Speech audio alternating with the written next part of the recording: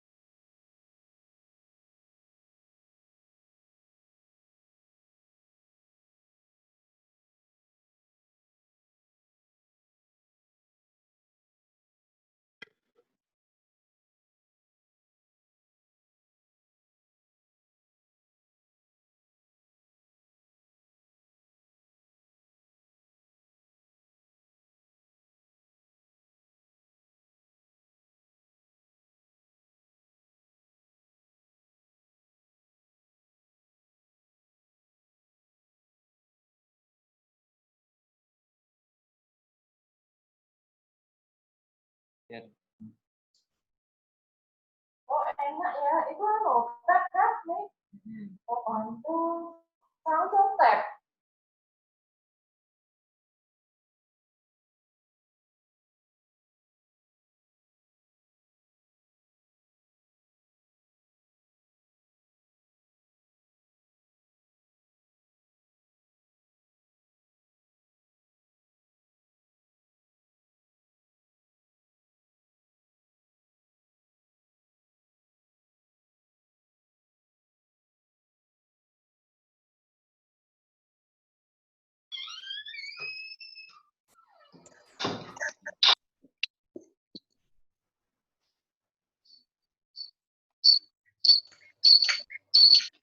Halo, Assalamualaikum.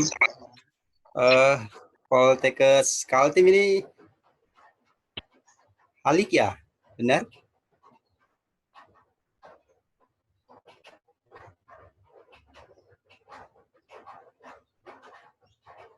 Halo?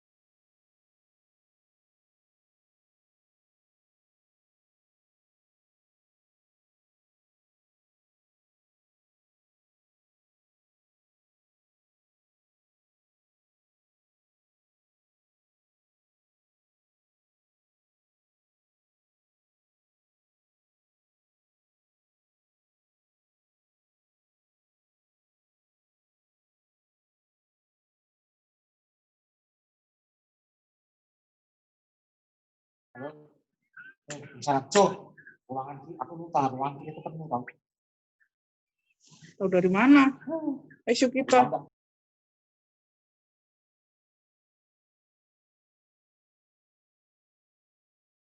Masih diambilkan.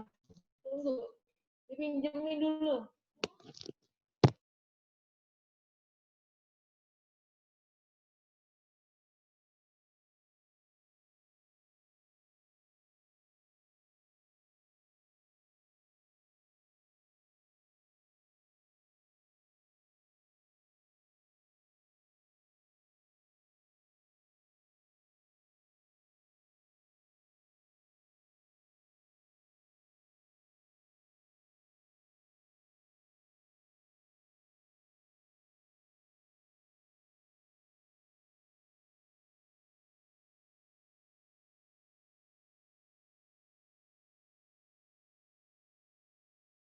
Oke, Bapak Ibu, hari ini materinya ini ya probabilitas, benar?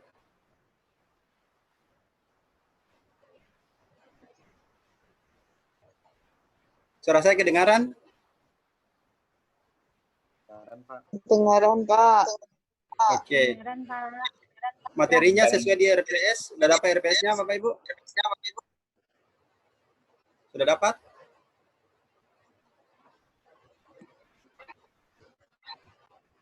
Belum ya? Sudah dapat RPS? Sudah, Pak. Sudah dapat.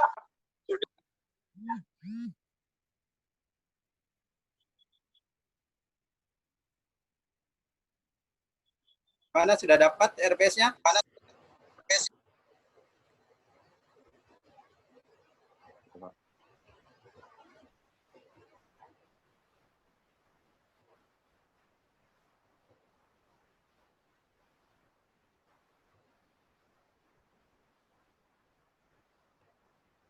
Suara saya kedengaran, Bapak Ibu?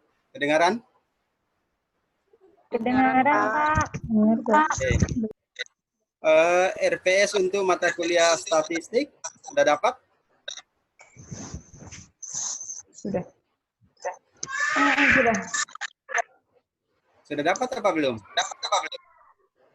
Sudah. Sudah. Sudah. Kayaknya masih bisa.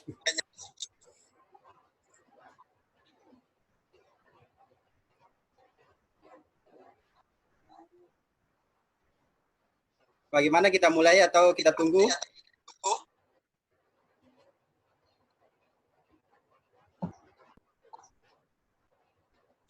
Kita mulai atau kita tunggu?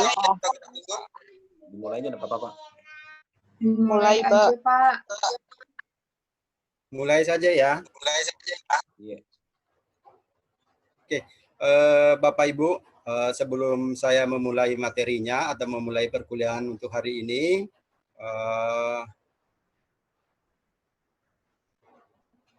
bisa diinikan mungkin yang lagi ini dinyalakan ininya kameranya Bapak Ibu biar bisa berinteraksi ya.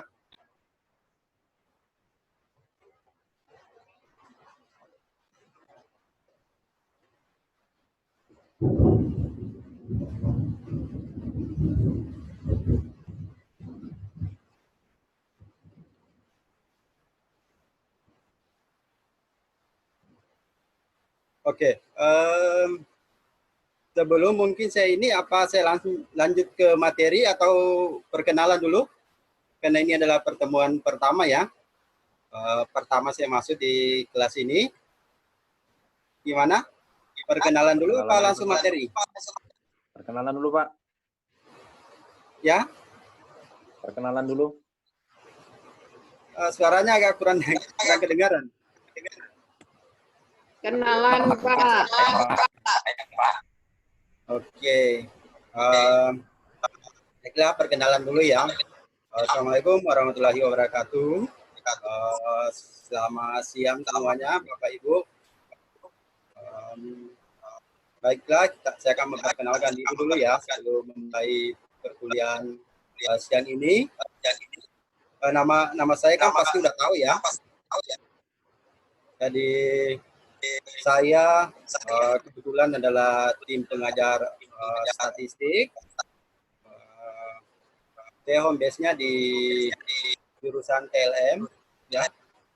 Kebetulan saya kemarin selesainya di S2 Biomedik dari Universitas Hasanuddin. Asalnya dari Sulawesi. Seperti itu. Ada yang mau tanyakan?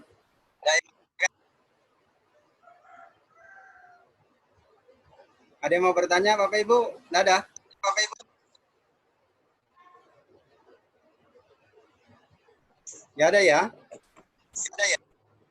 Oke. Ada yang mau bertanya? Silakan.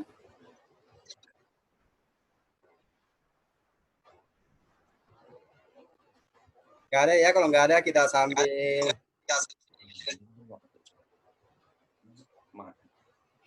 Kunci pintu.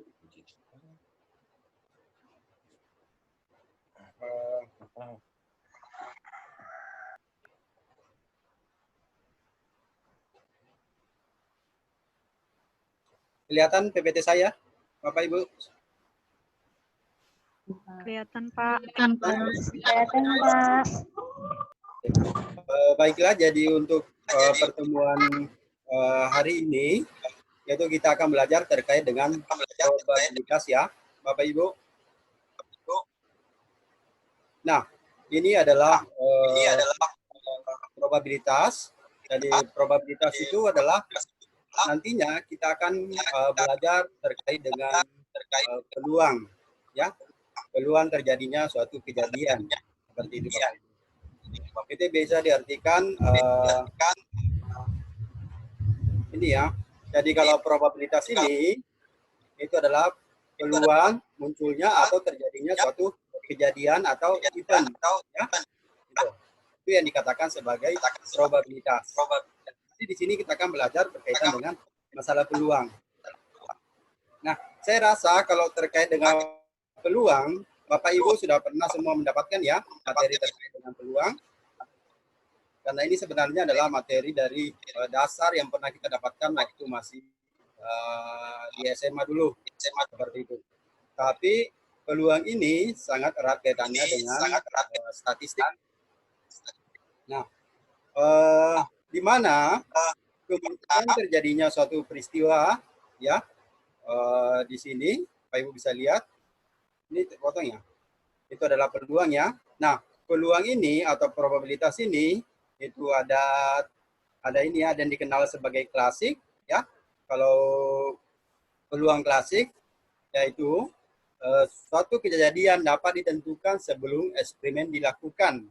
Artinya seperti itu namanya klasik. Contoh nih, kalau misalnya Bapak Ibu dari eksperimen melempar dado, jadi kita sudah bisa memprediksi kira-kira berapa probabilitasnya munculnya misalnya angka 4 pada dado tersebut, ya. Itu contoh dari a priori atau klasik ya, probabilitas klasik seperti itu. Itu bisa ditentukan sebelum eksperimen dilakukan. Itu kuncinya. Kalau dia, yang ini ya, yang klasik. Nah, kemudian dari probabilitas ini ada juga yang dikenal sebagai empirik ya. Itu adalah frekuensi relatif atau empirik. Nah, perbedaannya kalau pada probabilitas di sini, kalau frekuensi relatif atau empirik, yaitu dia probabilitas ini atau peluang ini hanya dapat ditentukan setelah eksperimen berlangsung. Contoh nih ya, misalnya ya, saya dalam mengajar misalnya selama 3 tahun mengajar biostatistik, ya. Kemudian rata-rata misalnya saya memberikan nilai A itu sekitar 10 dari 100 mahasiswa. Nah, itu. Nah, jadi bisa kita misalnya memprediksi berarti 10 per 100 ya. Itu adalah dikatakan sebagai empirik. Artinya kemungkinan untuk mendapatkan nilai A pada semester ini adalah sekitar 10 per 100. Seperti itu. Paham di sini terkait dengan empirik, Bapak Ibu? Paham? Paham, Pak. Oke. Nah, Klasik kemudian contohnya apa, Pak? yang ketiga. Jadi yang ketiga ini adalah terkait dengan subjektif ya. Jadi probabilitas itu terkait dengan subjektif. Nah, yang di subjektif ini itu adalah berdasarkan dengan dugaan ya. Misalnya nih, saya menduga ya, oh ternyata pada misalnya tahun yang akan datang atau 1 tahun yang akan datang, kemungkinan perekonomian Indonesia akan tumbuh sekitar 5%. Berarti sebenarnya saya cuma menduga, itu ya, seperti itu yang dikatakan sebagai subjektif, ya, seperti itu. Kita cuma menduga, itu adalah peluang dari probabilitas dari segi subjektif, seperti itu. Paham di sini, Bapak Ibu semua? Apa saya perlu ulang? Nah, jadi kalau kita di sini ya Bapak Ibu ya, jadi probabilitas itu yang membedakan ya, kalau dia klasik itu adalah kita sudah bisa menentukan sebelum eksperimen itu terjadi, ya. Seperti itu. Itu contohnya. Kalau misalnya kalau dia empirik, berarti dia hanya bisa ditentukan setelah eksperimen berlangsung, ya.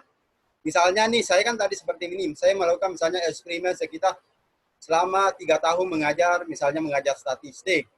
Nah, kemungkinan rata-rata misalnya saya mahasiswa mendapat nilai A di mata kuliah saya, itu sekitar misalnya 10 orang dari 100. Berarti kemungkinan kalau saya menentukan probabilitasnya untuk yang mendapatkan nilai A, mahasiswa yang mendapatkan nilai A pada semester ini, yaitu adalah 10/100. Itu sudah dilakukan dulu sebelumnya. Namanya setelah dilakukan eksperimen. Sedangkan kalau dia subjektif, kita hanya menduga kira-kira tahun depan berapa persen kemungkinan. Seperti itu Bapak Ibu ya. Seperti itu. Misalnya nih, kemungkinan peluang untuk peningkatan maksudnya income dalam suatu klinik itu tahun depan berapa persen. Seperti itu. Itu adalah cuma menduga atau namanya probabilitas dari subjektif. Seperti itu. Nah, kalau kita simpulkan, jadi probabilitas itu adalah frekuensi suatu kejadian ya. Jadi atau biasa diartikan juga ada. Nah, contoh jika P di sini adalah 0,05, artinya suatu kejadian itu kemungkinan munculnya itu 5 kali di antara 100. Kenapa dari mana 5 ini? Ini adalah 0,05 adalah 5% ya. Jadi ini adalah 5%. Ya, seperti itu. Oke, jadi 5% adalah, jadi ini adalah 5 kalinya, persennya adalah 100 kejadian. Atau 10 kali di antara 200 kejadian ya, seperti itu dan seterusnya. Karena kalau ini tinggal dikalikan aja, seperti itu Bapak Ibu ya. Nah, contoh lain lagi dari probabilitas ini. Nah, misalnya jika uang logam kita lemparkan sebanyak 100 kali ya, maka peluang sisi dengan gambar. Nah, kalau peluang sisi dengan gambar, ini kan kalau misalnya ada uang logam ya, misalnya kalau seperti ini, diartikan misalnya seperti ini ya. Nah, misalnya ini adalah angka, jadi sini adalah angka ya. Di sini adalah angka. Nah, di sini yang bagian bawahnya di sini adalah gambar.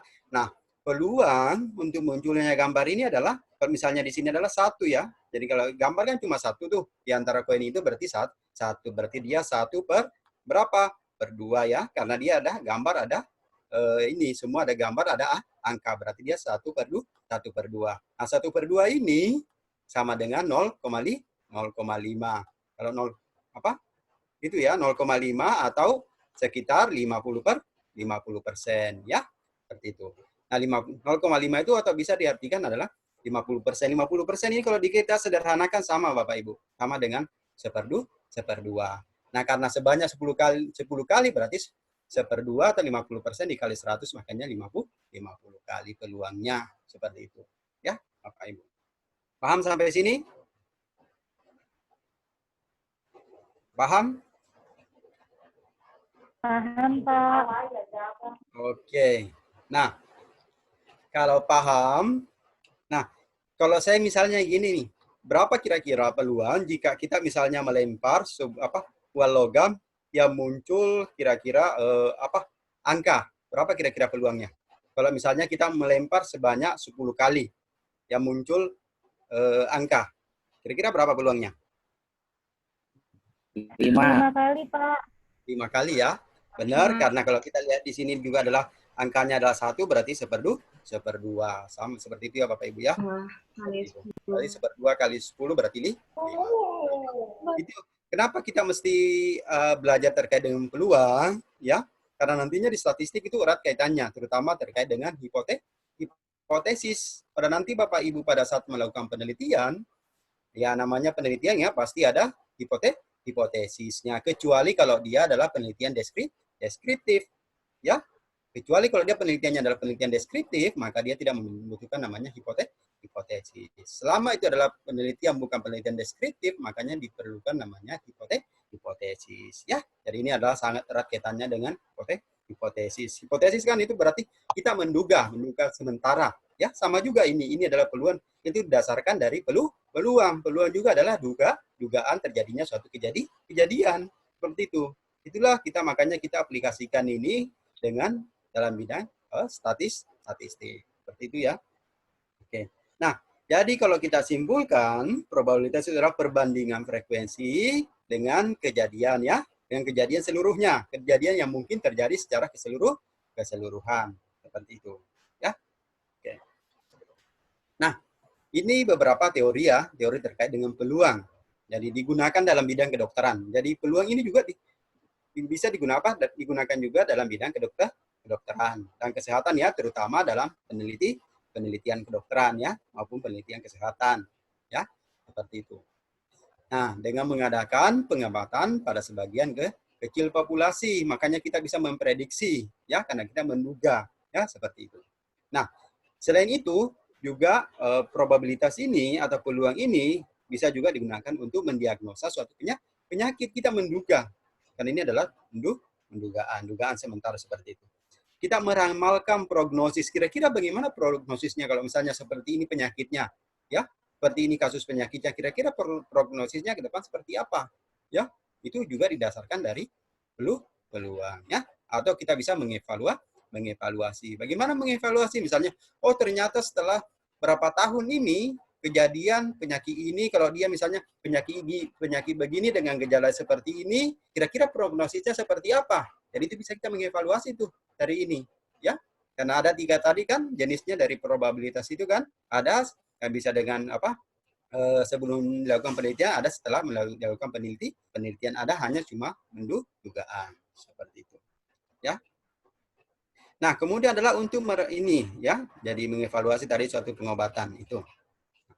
Dalam penelitian, karena tadi ada kaitannya dengan penelitian, jadi pengujian hipotesis, dia menerima atau menolak hipotesis. Nah, di mana kalau dia peluangnya, jadi keputusan menerima hipotesis itu jika keputusan menerima atau dia menolak hipotesis ini bisa didasarkan dari peluang. Misalnya nih, kalau dia peluangnya besar, maka kemungkinan dapat menerima hipotesis. Tetapi kalau peluangnya kecil, ya, maka kemungkinan menolak hipotesis. Seperti Bapak Ibu, misalnya nih, saya mau melakukan penelitian ini, saya membuat suatu misalnya hipotesis. Kita kan cuma menduga nih, apa benar enggak? Kalau misalnya ini saya berikan misalnya eksperimen atau saya berikan perlakuan, apa kira-kira A bisa berubah menjadi B, ya? Kita kan cuma menduga. Kita namanya adalah membuat suatu hipotesis untuk dugaan sementara seperti itu, ya. Nah, dalam peluang itu kesempatan untuk terjadinya suatu ini ya, di mana nilai peluang itu terletak ya antara 0 di sini dengan sampai 1, ya. Itu peluangnya adalah 0 sampai 1 seperti itu, Bapak Ibu. Nah, ya, misalnya nih contoh terjadinya cacat bawaan 1 dalam 1000 kelahiran. Itulah contoh ya, nanti kita lebih banyak lagi contohnya. Nah, manfaat probabilitas dalam penelitian ini ya, manfaatnya tadi membantu peneliti dalam mengambil keputusan yang tepat. Jadi misalnya nih, oh saya sudah menduga berdasarkan dugaan saya itu, ya karena tadi kan probabilitas tadi ada menduga, ada memang sudah pernah dilakukan sebelumnya. Nah kira-kira bagaimana keputusan yang saya ambil ya, seperti itu.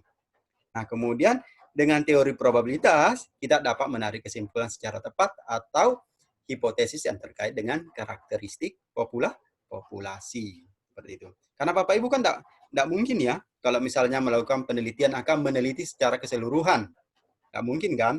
Pasti hanya menarik sebuah sampel. Ya, itu pun kalau misalnya mengambil pada hanya untuk apa misalnya dalam jumlah tertentu, tidak mungkin keseluruhan. Misalnya, oh semua pada penderita DM, tidak mungkin kita meneliti semua penderita DM sekaligus, ya itu tidak mungkin ya. Makanya itulah dibutuhkan namanya probabilitas, ya seperti itu. Kita hanya menduga untuk sementara. Nah, mengukur derajat ketidakpastian dari analisis sampel hasil penelitian dari suatu populasi. Jadi ini ada 3 manfaat dari dalam penelitian itu. Sampai di sini paham Bapak Ibu? Paham? Bu siapa nih? Bu Wilmina ya? Paham, Bu? Iya, Paham Pak. ya? Iya. Oke. Kalau Pak Muhtar? Paham, Pak? Paham? Insya Allah paham, Pak. Lah ya. Apalagi udah belajar di SMA ya. Jadi rasa ini tinggal kita kaitkan sebenarnya dengan statistik ya kalau di sini. Kalau Bu Yusti, paham Bu? Paham, Pak. Oke. Paham ya? Kita lanjut kalau gitu. Nah, kita lanjut ke ini adalah konsep dasar probabilitas ya. Jadi sama ya tadi. Jadi probabilitas itu dinyatakan antara 0 sampai dengan 1 ya. Jadi paling kecil adalah 0, paling tinggi adalah 1. Atau dalam persentase ya, seperti itu. Karena kalau dari beberapa contoh yang saya berikan tadi tidak ada kan yang lebih dari 1 ya, tidak ada ya. Seperti itu. Itulah namanya peluang ya. Nah, jadi di sini percobaan ini ya, jadi pengamatan terhadap beberapa aktivitas atau proses yang memungkinkan timbulnya paling sedikit 2 peristiwa atau ada 2 peristiwa tanpa memperhatikan peristiwa mana yang terjadi ya itu dalam percobaan. Misalnya nih, ya karena kita kan apa kira-kira nih? Kira-kira kalau kita melakukan percobaan apa kira-kira hipotesis kita diterima? Apakah atau kira-kira ditolak kan? Pas hanya 2 ini ya. Apakah dia diterima atau dia ditolak? Jadi kemungkinan adalah 2 kejadian yang bisa terjadi dalam suatu penelitian itu. Oke.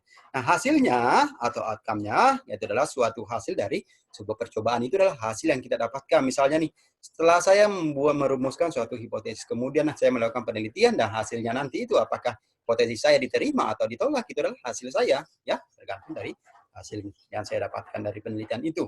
Seperti itu. Nah, kemudian event atau peristiwa ini adalah kumpulan dari satu atau lebih hasil yang terjadi pada sebuah percobaan ya. Kira-kira apa kira-kira ya ininya ya yang terjadi dalam sebuah percobaan atau sebuah kegiatan yang dilakukan. Oke. Ini tadi ya. Ini udah dijelasin tadi ya. Jadi pendekatan klasik itu seperti ini ya, besarnya peluang ditentukan sebelum peristiwa terjadi karena ditentukan sebelumnya. Ya, kalau pendekatan ini frekuensi relatif berarti ditentukan oleh banyaknya frekuensi kejadian. Misalnya, dia hanya bisa ditentukan setelah suatu eksperimen itu dilakukan. Misalnya, oh setelah kita melakukan misalnya kira-kira selama 3 tahun atau selama 2 tahun ini, kemudian kita melakukan penelitian berdasarkan dari kejadian itu adalah namanya pendekatan frekuensi relatif. Ya. Kemudian ada pendekatan subjektif, itu adalah kita cuma memprediksi berdasarkan pengalaman terhadap kejadian masa lampau. Misalnya nih, oh pada masa lampau kira-kira terjadi berapa sih peningkatannya kemungkinan. Maka bisa kita mungkin memprediksi lagi ke depannya berapa peningkatannya. Seperti itu ya. Oke. Nah, ini dari probabilitas klasik ya, seperti ini. Jadi kalau probabilitas klasik ini itu adalah jumlah kejadian yang diinginkan dibagi dengan jumlah kejadian yang mungkin terjadi ya. Misalnya nih Bapak Ibu, contoh ya. Misalnya Bapak Ibu melempar ya, misalnya kita melempar sebuah dadu ya, ada 2 dadu yang kita lempar. Nah, kalau kita misalnya kira-kira yang diinginkan berapa kira-kira kemungkinan munculnya misalnya jumlah angka 4. Misalnya ya, angka 4 ya. Nah, misalnya kalau dua dadu, misalnya berapa kira-kira kalau saya misalnya melempar dua buah dadu ya, dua buah dadu, kemudian berapa kira-kira peluangnya munculnya angka dengan jumlah 4, kira-kira begitu. Nah, kita bisa memprediksi nih, kalau seperti ini ya.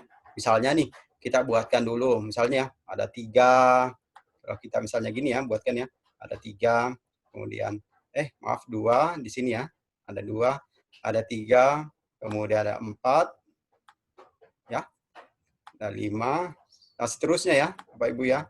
Ini karena agak ini ya, saya catatkan aja.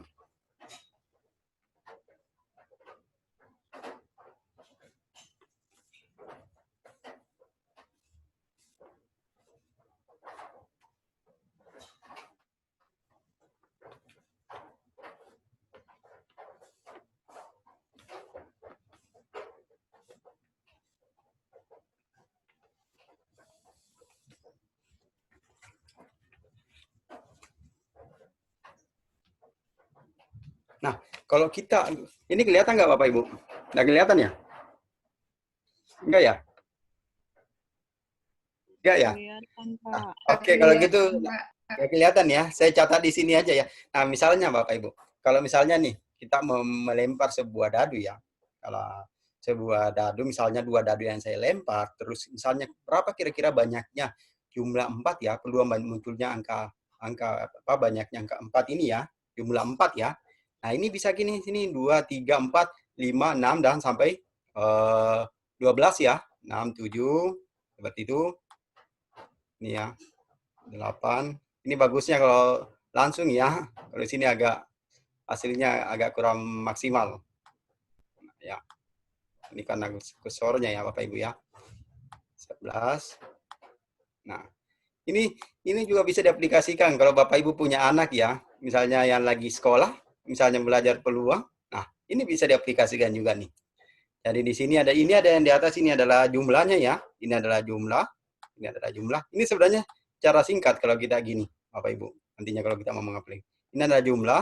Kalau di sini adalah banyaknya ya, yang di bawah ini. Jadi kita 1, 2. Nah, di sini 3. Di sini 4. Di sini 5 ya.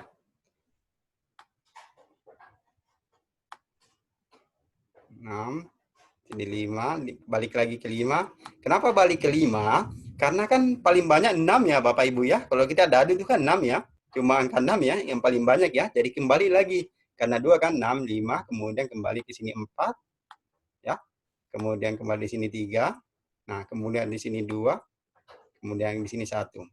Nah, kira-kira kok yang paling kecil kemungkinan kalau di sini adalah 2. Jadi yang paling kecil adalah 2.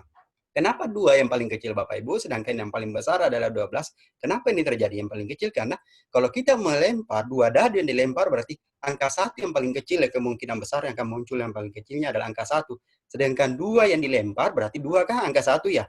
Kemungkinan 2 angka 1. Jadi kalau kita jumlahkan, berarti itu adalah 1 tambah 1 berarti 2. Sama Bapak Ibu, kenapa di sini adalah yang terbesar 12 yang muncul? Karena kalau Bapak Ibu melempar 2 buah dadu misalnya ya, maka angka 6 yang paling tinggi kan Bapak Ibu ya di dadu ya. Berarti 6 itu kan ada 2 nih, ada 2 dadu. Berarti 6 tambah 6 kan berarti 12. Nah, bagaimana misalnya seandainya nih Bapak Ibu melempar 2 buah dadu. Nah, Bapak Ibu menginginkan berapa kira-kira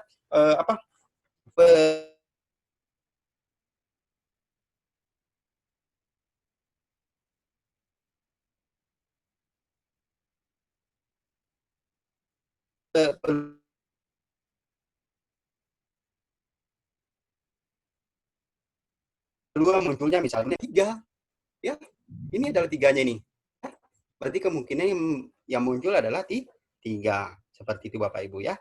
Berarti di sini adalah 3 per berapa? Nah, kita lihat di sini kalau di dadu yang tertinggi 6, berarti kalau kita 6 di sini pangkatkan dengan pangkat 2, berarti itu 6 kali 6 berarti dia 36 ya Bapak Ibu, seperti itu ya. Berarti ini adalah 36, berarti ini adalah kemungkinan besarnya adalah 3 per 36. Berarti peluang yang munculnya jumlah angka 4 itu adalah dadu berjumlah 4 itu adalah 3 per 36. Seperti itu Bapak Ibu. Sangat simpel sebenarnya. Ya, ini kita mengingat waktu kita dulunya belajar matematika ya, kayaknya ya, seperti itu di peluang. Seperti itu. Misalnya gini nih, kira-kira berapa sih misalnya kalau saya misalnya melempar dadu ya, berapa kira-kira kemungkinan munculnya angka angka 4 dengan 5. Nah, kalau kira-kira berapa peluang munculnya angka 4 dengan 5, tinggal ini Bapak Ibu kita lingkari di sini.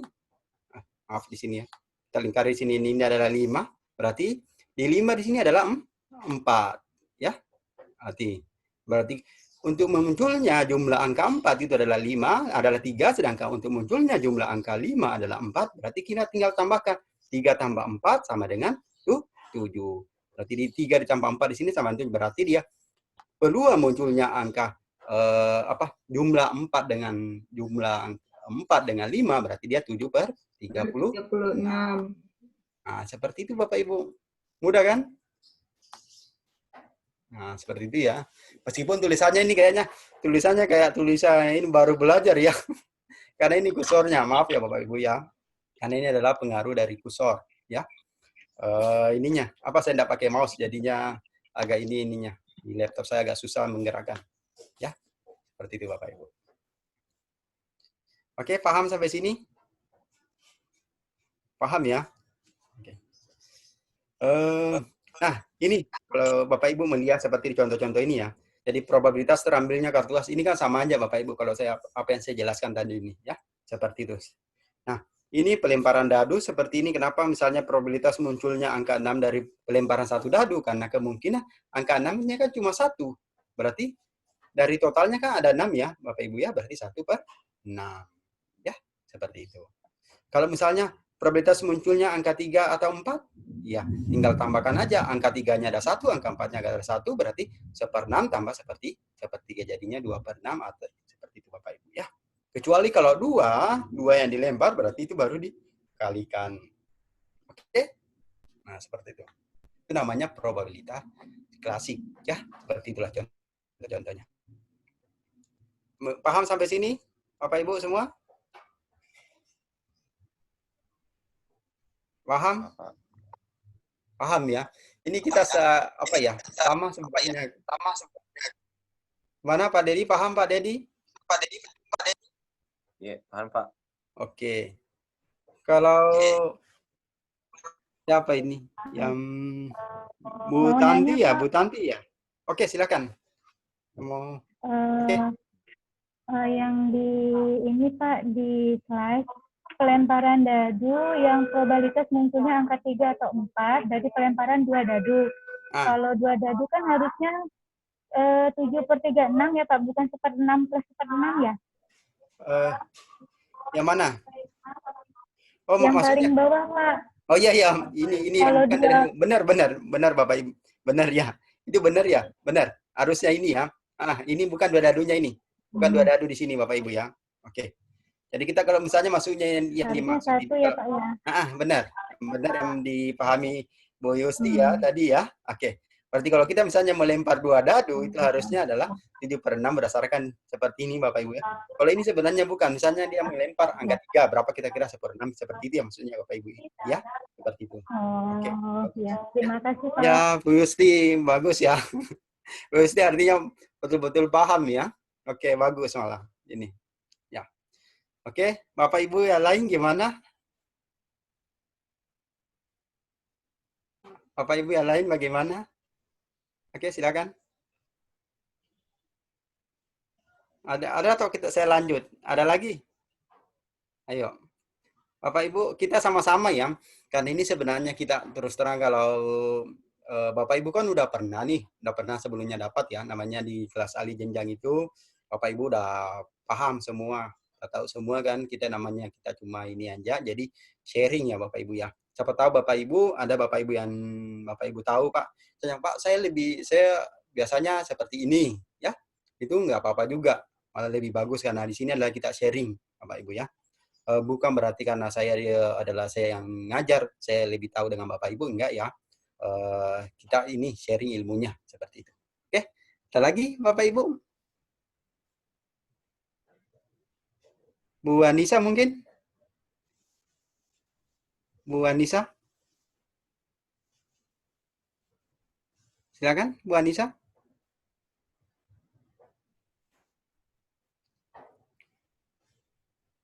Silakan.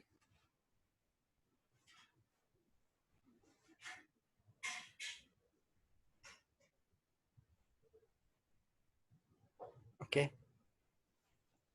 Oke ya. Berarti saya ulang ya. Tadi saya ulang kembali ya Bapak Ibu ya.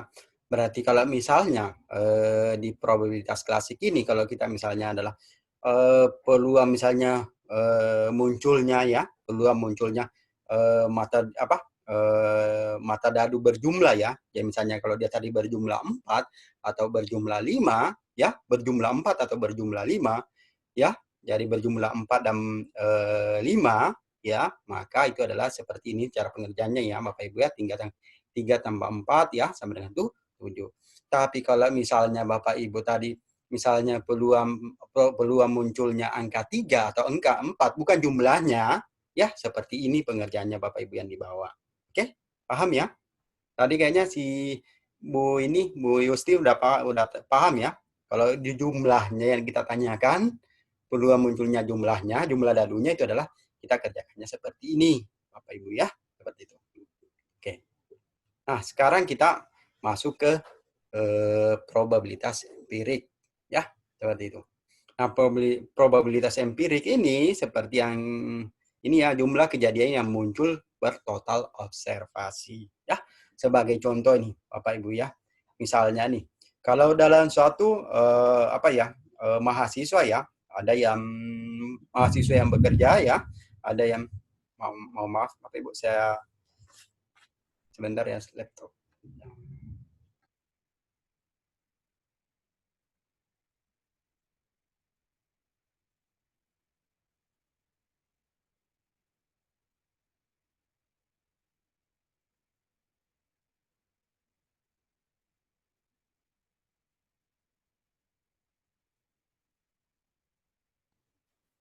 Oke, kita lanjut Bapak Ibu ya. Tadi lagi lobet HP ininya laptopnya.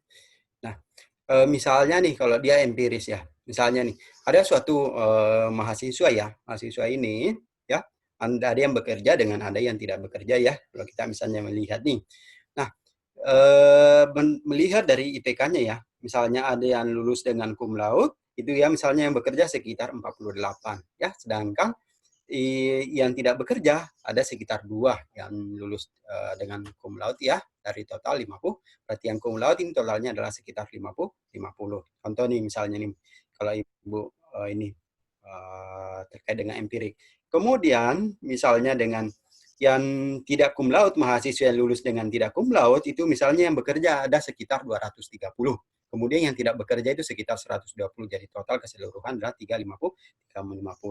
Nah, kalau kita lihat dari tabel ini, Bapak Ibu, berarti kita itu adalah jumlah yang bekerja sebenarnya mahasiswanya adalah sekitar 278. Sedangkan yang tidak bekerja adalah sekitar 122. Seperti itu. Jadi total mahasiswa lulusan ya, misalnya lulusannya adalah sekitar 400. Nah, kalau kita tanyakan kira-kira berapa sih probabilitasnya atau peluang yang cum laude ya? Yang cum laude di sini ya. Jadi kalau yang cum laude yang bekerja berapa kira-kira ininya nih probabilitasnya, berarti sekitar 48 per dari total mahasiswa adalah sekitar 400, berarti 48 per 400 seperti itu ya. Ini masih simpel. Oke. Nah, sekarang ke probabilitas subjektif. Seperti yang saya ini di probabilitas subjektif tuh kita menduga ya, kira-kira ke depan berapa sih kemungkinan yang terjadi. Contoh nih, kita probabilitas untuk memperoleh keuntungan misalnya ya, memperoleh keuntungan. Misalnya adalah pendirian rumah sakit. Misalnya kita dalam mendirikan sebuah rumah sakit. Nah, bagaimana kira-kira kita dari probabilitas untuk mulai memperoleh keuntungan dalam 5 tahun mendatang, misalnya kita memberikan misalnya sekitar 80% ya. Itu contohnya misalnya sekitar 80%. Karena kita berapapun yang kita mau ini namanya kalau probabilitas subjektif berapapun. Misalnya kalau Bapak Ibu mau misalnya menentukan di situ misalnya 20%, bisa juga 20%. Bapak Ibu ya, karena berdasarkan ini ya hanya subjektif, hanya menduga kira-kira ke depannya berapa, kira-kira seperti itu. Ya. Jadi itu adalah terkait dengan probabilitas subjektif itu kemungkinan untuk munculnya suatu kejadian diperkirakan berdasarkan asumsi-asumsi tertentu. Nah, selama Bapak Ibu memiliki asumsi tertentu, boleh-boleh aja misalnya mau kira-kira nih mungkin income dari suatu rumah sakit 1 tahun mendatang kira-kira berapa persen? Ibu bisa apakah 20% tergantung dari asumsi-asumsi tertentu yang Bapak Ibu bisa berikan ya, seperti itu. Nah, sekarang setelah kita mempelajari terkait dengan probabilitas, kita ini ada beberapa ini ya, hukum probabilitas yang perlu Bapak Ibu ketahui ya. Jadi ada namanya hukum komplement, kemudian ada namanya hukum penjumlahan ya, apakah itu mutually eksklusif, apa non mutually eksklusif ya. Ada juga namanya hukum perkalian, apakah independen atau non independen ya. Kemudian dari probabilitas ini nantinya akan kita belajar terkait dengan permutasi dan kombinasi ya, seperti Bapak Ibu. Oke. Ini sudah hadir semua ya, Bapak Ibu ya? 39 belum ya? Oke. Nah, sekarang kalau kita ini hukum probabilitas ya. Jadi kalau komplement di sini ya, jadi ini ya P komplement A ya. Jadi peluang komplement A di sini itu sama dengan kalau P tidak terjadinya A ya. Karena kalau kita di sini maka dia adalah 1 dikurang P A. Seperti itu ya. Jadi kenapa dia 1? Bapak Ibu kan sudah tahu tadi peluang itu adalah paling tinggi 1 dengan paling rendah 0. Seperti itu ya. Oke. Jadi kalau tidak terjadi betul-betul 0 ya, tidak akan minus, seperti itu, tidak akan ada minus. Berarti dia itu paling rendah adalah 0 sampai paling tinggi adalah 1. Seperti itu. Nah, terkait dengan penjumlahan, jadi kalau dia mutually eksklusif itu adalah kejadian yang tidak mungkin terjadi secara bersamaan. Jadi kalau misalnya A dengan B ini tidak akan terjadi bersamaan. Contoh nih, misalnya ya, si A memiliki golongan darah A. Tidak mungkin akan si A juga memiliki golongan darah B. Tidak akan terjadi secara bersamaan karena dalam satu orang hanya memiliki 1 golongan darah. Ya, seperti itu contohnya. Jadi kalau misalnya udah si A ini udah bergolongan darah B, dia tidak mungkin akan bergolongan darah AB. Seperti itu ya. Itu namanya kejadian yang tidak mungkin terjadi secara bersamaan. Ya, seperti itu. Kemudian ada lagi non mutually exclusive. Nah, non mutually exclusive yaitu adalah kejadian ini bisa terjadi secara bersamaan. Ya, contohnya seperti apa dengan non mutually exclusive? Ini adalah misalnya nih, contoh nih, ini laki-laki bisa bisa memiliki golongan. Jadi misalnya si A laki-laki, dia juga bisa memiliki golongan darah B, ya. Misalnya misalnya siapa si Andi adalah laki-laki ya, dia juga bisa memiliki golongan darah B, seperti itu. Artinya bisa laki-laki dengan golongan darah B, seperti itu. Itu namanya kejadian yang mungkin terjadi secara bersamaan. Itu namanya non mutually exclusive. Paham sampai di sini Bapak Ibu? Paham? Yang non mutually eksklusif belum paham, Pak. Mutually belum Oke. paham, Pak. Non mutually eksklusif. Oke, jadi gini Bapak Ibu ya, misalnya nih ada seseorang ya. Jadi seseorang itu dia bisa berjenis kelamin A sekaligus memiliki golongan darah O. Misalnya berjenis kelamin perempuan, misalnya seseorang ini ya bisa berjenis kelamin perempuan sekaligus memiliki golongan darah O. Artinya dia ada 2 kemungkinan bisa terjadi, bisa jenis kelaminnya A, bisa golongan darah O, karena jenis kelamin itu kan bisa bersamaan ya dengan golongan darah ya. Seperti itu. Paham? Nanti contohnya ya Bapak Ibu ya. Nanti ya, kalau belum paham di sini nanti pas saya berikan contoh ya. Nanti kita inikan. Ya. Seperti itu. Nah, bagaimana terkait dengan rumus rumusnya ya. Jadi di sini A atau B ya. Jadi sini adalah P-nya dengan A atau ditambah dengan P dengan B dikurang P, A, dan B. Ya, A dan B itu artinya yang terjadi secara bersamaan seperti itu Bapak Ibu ya. Oke. Nah, kita lihat contohnya nih ya. Nah, ini kita bisa ambil contoh nih ya. Kalau kita P komplement A ya, yang terjadi. Kita lihat dulu yang contoh yang di atas nih, P komplemen A ya. Itu sama dengan 1 dikurang PA. Contohnya nih Bapak Ibu ya. Kalau Bapak Ibu lihat di sini ya, di sini adalah tabel ya terkait dengan berat bayi ya. Kemudian adalah kematian ya. Apakah bayinya meninggal atau dia hidup? Itu ya yang dimaksud di sini ya. Jadi bayinya itu apakah dia meninggal atau dia hidup seperti itu. Nah, berat bayinya bisa dia BBLR, bisa juga tidak. Nah, kalau kita contoh nih, kalau dia BBLR-nya adalah sekitar misalnya, kalau bayi yang BBLR itu yang meninggal sekitar 25, sedangkan bayi yang BBLR ternyata yang lahir dia hidup itu sekitar 175 dari total 200. Nah, kalau kita dari tabel ini Bapak Ibu lihat, kalau kita adalah B komplemen A di sini, nah contoh nih, jadi kita tentukan dulu. Jadi tentukan dulu PA-nya ini. PA-nya misalnya berapa? Misalnya A-nya ini adalah simbol aja Bapak Ibu ya. Misalnya A-nya misalnya saya mau lihat adalah BBLR. Berarti di sini adalah 1 dikurang P BBLR. Nah, P BBLR berapa? Misalnya adalah 200. Kenapa? Karena ada 2 nih. Dari total ini ya, Bapak Ibu ada yang meninggal, ada yang hidup. Jadi yang keseluruhan BBLR di sini adalah sekitar 200 ya. Seperti itu.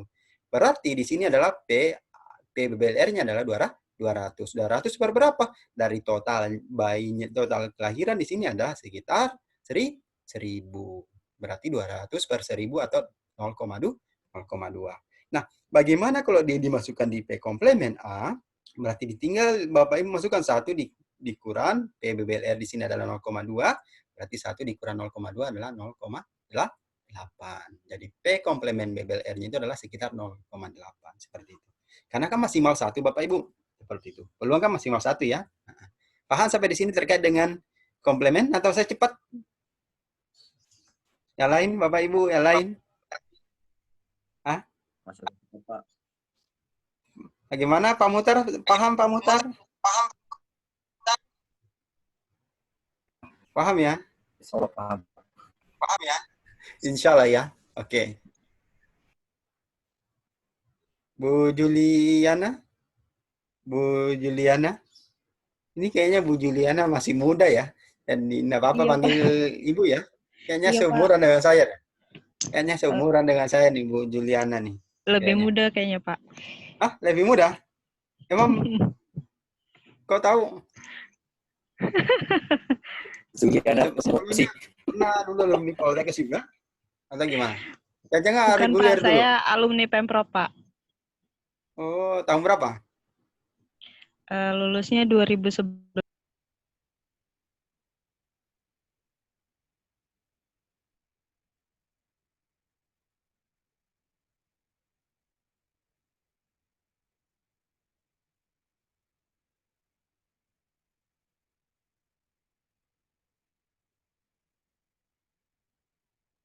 Oh iya, Bu Ovita ya. Oke, silakan Bu Ovita ya. Maaf baru saya baca ya, silakan, nggak apa-apa.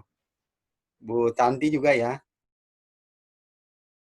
Ya, Pak Arifin ya. Nanti kan ada yang ini, silakan. Yang mungkin temannya yang ini bisa ditanyakan ke temannya Bapak Ibu ya. Misalnya kalau misalnya lagi tidak sibuk karena Bapak Ibu kan lagi posisinya sambil bekerja ya. Sambil bekerja itu kita bagaimana Bapak Ibu membagi waktunya. Silakan aja kalau saya gini. Meskipun misalnya saya sudah menyampaikan materinya, misalnya nanti Bapak Ibu kalau mau menanyakan silakan aja ya. Saya ini aja welcome aja, silakan kalau ada yang mau ditanyakan nantinya. Tapi seperti ini ada beberapa yang lagi sibuk ya, nggak apa-apa ya, bisa ditanyakan ke temannya mungkin atau nanti jika ada yang belum dipahami bisa ditanyakan juga ke saya. Seperti itu ya. Apa-apa kita ini aja fleksibel Bapak Ibu ya. Kalau namanya bekerja sambil kuliah ya, itu memang harus fleksibel bagaimana bisa berbagi. Oke. Yang lain si Bapak, Bu, Pak. gimana? Ya? Pak, itu kalau Oke, ini loh, Pak. Itu Oke, kan, Pak Mutar, silakan Pak Mutar. itu yang komplemen itu loh Pak. P dalam kurung komplemen A sama dengan P tidak terjadinya A sama dengan 1 min PA. Itu dibaca apa sih Pak? Maksudnya P probabilitas AA-nya apa maksudnya? Jadi peluang munculnya AA ini bisa di nanti apa yang Bapak Ibu mau lihat. Misalnya apa saya mau melihatnya BBLR itu hanya simbol aja, bisa diganti ya, bisa diganti aja maksudnya seperti itu Pak Muhtar. Misalnya Pak Muhtar mau ganti apa BBL, misalnya kalau saya ya mau menelitinya terkait misalnya saya mau baca BBLR berarti BBLR di situ. Mau misalnya saya mau adalah membaca adalah misalnya tabel penelitian terkait dengan anemia berarti yang saya masukkan misalnya anemia bisa juga ya seperti itu. Oke, itu hanya simbol Pak Muhtar ya. Oh ya, baik. Nah, artinya ini kan P komplemen A ini artinya P itu tidak terjadinya peluang tidak terjadinya A. Jadi peluang tidak terjadinya BBLR ini. Jadi peluang itu tidak terjadinya BBLR itu hanya sekitar adalah 0,8. Ya, seperti itu. Oke. Seperti itu ya. Paham Pak Muhtar ya? Paham ya kayaknya ya? Iya, paham ya? Oke. Kalau yang lain mungkin ada yang sambil ini ya tadi ya. Mungkin Bu Winarti, gimana Bu Winarti? Paham Bu Winarti? Paham, Pak. Paham ya. Bapak Ya, Ibu kalau Pak. saya kecepatan di ini ya Bapak Ibu ya. Kadang saya terus ngajarnya itu cepat ya. Diingatkan Bapak Ibu ya. Jadi misalnya kalau saya kecepatan ininya atau Bapak Ibu misalnya ada yang belum paham, diingatkan aja saya Bapak Ibu ya. Kita sambil ini langsung misalnya ada yang mau tanyakan, kita langsung ya. Silakan. Bu Eni gimana? Bu Eni paham? Paham ya? Oke. Bu Atiul kayaknya lagi kerja. Nggak apa-apa nanti aja Bu Atiul ya. Nggak apa-apa silakan Bu Atiul. Oke. Yang Pak Muhammad ini. Pak Muhammad siapa? Imad siapa ya? Gimana Pak Muhammad? Gimana? Paham? Paham, Pak. Oke. Ya, Pak. Mau tanya sebentar dikit, Pak. Oke, silakan. Ya. Yang Jadi untuk menentukan hipotesis ini, Pak, berarti harus ini ya, ada uji statistik ya, Pak ya? Atau uji apa tadi? Probability ya? gini, jadi kan untuk menentukan hipotesis ya, bagus sekali pertanyaan dari Pak Muhammad Imanuddin ya, siapa ya? Ya. Imanuddin ya. Imanuddin. Jadi ya, benar Pak. Jadi gini, kalau ini peluang ini kan adalah sama dengan kalau kita menentukan namanya hipotesis. Hipotesis kan juga menduga. Ini juga peluang kan dugaan terjadi terhadap terjadinya satu kejadian ya. Kita kan menduga nih Bapak. Nah, hipotesis juga kan kita menduga nih. Kira-kira saya misalnya nih, saya mau meneliti hubungan antara A dengan B. Saya cuma menduga apakah ada hubungannya A dengan B. Itu dugaan sementara. Nah, terkait dengan statistiknya, itu adalah terkait dengan pengumpulan datanya. Kira-kira dari statistik ini, dari data yang saya kumpulkan ini, setelah saya olah, benar nggak dugaan saya ini terpenuhi? Apakah dugaan saya ternyata hipotesis saya keterima atau tidak? Ya, itu di hipotesis itu. Jadi statistik itu adalah terkait dengan data yang kita kumpulkan, kita olah untuk membuktikan bahwa dugaan kita atau hipotesis kita benar atau diterima atau tidak. Nah, seperti itu. Mana Pak Muhammad? Ya. Di data itu didapat dari mana, Pak? Dari misalkan dari jurnal atau data dari sampling ya? Oke, benar. Bagus ya Pak Muhammad ya. Jadi data itu kita nantinya Pak Muhammad atau Bapak Ibu semua dapatkan pada saat nanti penelitian. Nanti kan Bapak Ibu nih menyusun namanya proposal ya. Pada saat melakukan skripsi ya. Skripsi, menyusun proposal, kemudian ujian proposal, setelah itu melakukan penelitian. Nah, pada saat Pak Muhammad menyusun proposal, itu Pak Muhammad nantinya akan membuat namanya hipotesis di dalamnya itu. Misalnya, apakah benar misalnya saya pengen melihat misalnya, apakah ada kaitannya antara HB dengan anemia? Nah, seperti itu. Saya mau melihat untuk membuktikan ini, saya melakukan penelitian, mengambil data di lapangan. Kira-kira bagaimana dengan kejadian anemia di lapangan? Seperti itu. Ya. Atau contoh lain nih, misalnya ya, apakah saya kira-kira pada misalnya kejadian peningkatan kadar asam urat misalnya pada pasien TB misalnya ya. Misalnya kalau ada pasien TB, kita terapi misalnya ya, kita memberikan terapi misalnya pada fase intensif, kira-kira kalau di fase intensif ini kira-kira ada nggak terjadi nggak peningkatan kadar asam uratnya atau tidak? Nah, untuk mengetahui bahwa betul itu adalah hipotesis saya. Apakah ada peningkatan kadar asam urat pada penderita TB yang menjalani terapi fase intensif? Nah, setelah saya untuk membuktikan bahwa hipotesis saya ini benar atau tidak, diterima atau tidak, saya melakukan penelitian. Bagaimana? Saya melakukan mengambil sampel pada pasien TB. Jadi semua pasien TB misalnya di puskesmas apa di rumah sakit, saya periksa kadar asam uratnya. Nah, saya lihat lagi setelah itu saya olah di statistik itu. Nah, nanti setelah saya olah, nah apakah benar ada peningkatan nih kadar asam urat nih selama dia menjalani terapi fase intensif. Nah, disitulah saya lihat kalau ada peningkatan berarti dan misalnya nilai value-nya lebih kecil dari 0,05 berarti itu adalah namanya hipotesis kita diterima. Seperti itu Bapak Ibu. Ya, jadi Bapak Ibu nanti atau Pak Muhammad nanti adalah turun di lapangan untuk mengambil data, bukan di jurnal. Ya, lain lagi namanya jenis penelitiannya. Kalau misalnya Bapak Ibu misalnya di jurnal ya, ada lain-lain lagi. Ya, seperti itu. Oke. Gimana tadi Pak Muhammad yang bertanya? Gimana Pak? Pak, jelas Pak. Oke. Ada lagi Bapak Ibu?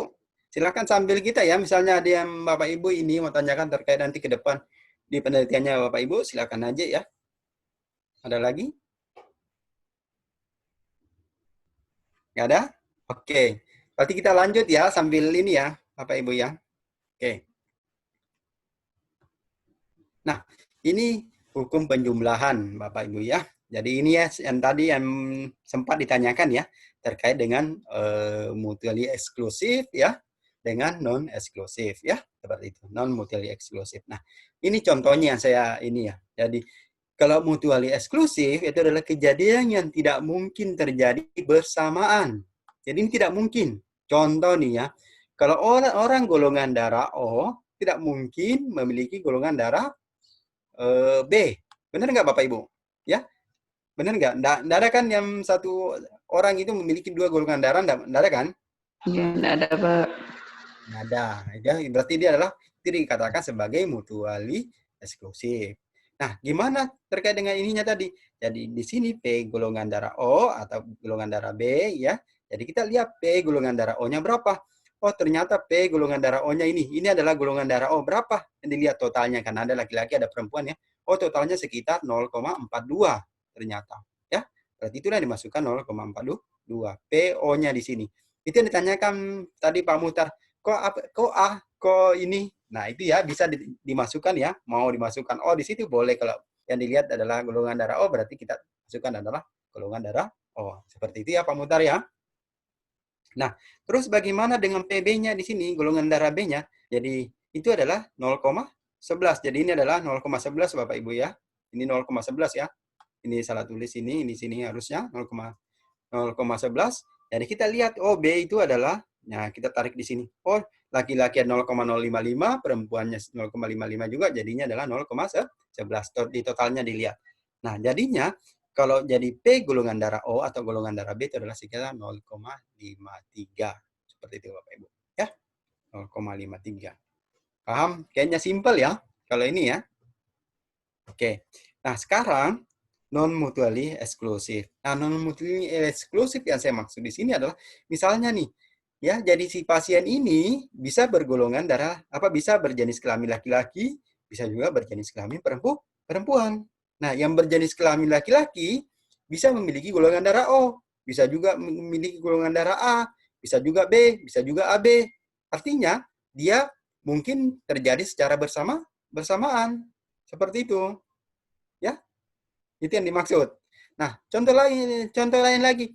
Misalnya si pasien ini, oh ternyata dia berjenis kelamin perempuan. Dia berjenis kelamin perempuan, satu, dia juga bisa memiliki golongan darah O. Atau apakah dia A, apakah dia B, apakah dia AB. Seperti itu, yang dikatakan non-mutually eksklusif. Ya, paham ya? Tadi yang bertanya tadi siapa ya? Yang bertanya tadi siapa Bapak Ibu? Paham ya? Iya, paham, Pak. Oke. Nah, Bu Wilmina paham ya? Oke, bagus.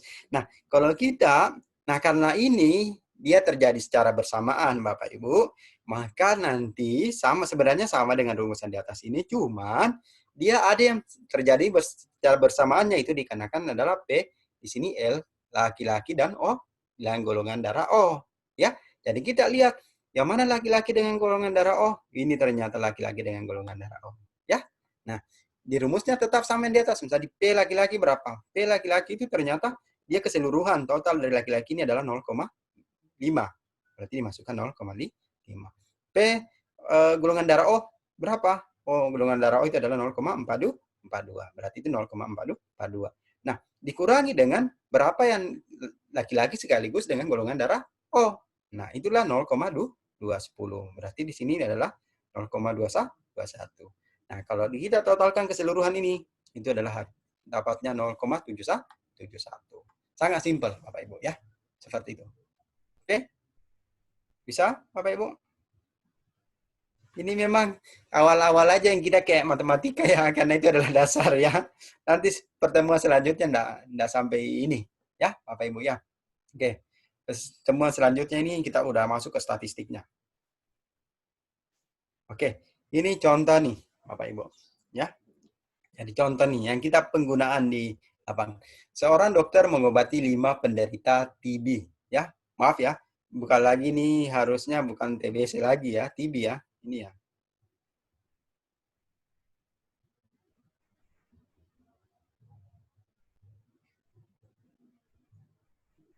Oke.